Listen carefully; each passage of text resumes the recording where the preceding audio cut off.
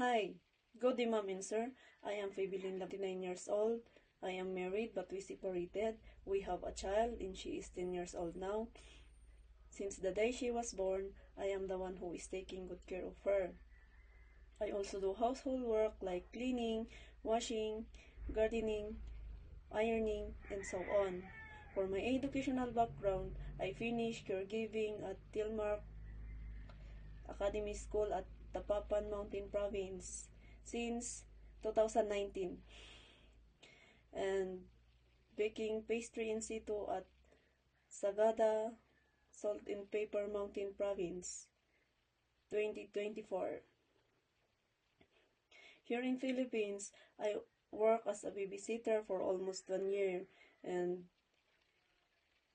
as I work also as a caregiver for 85 years old and 75 years old dementia and bedridden. I hope you choose me, mom and sir.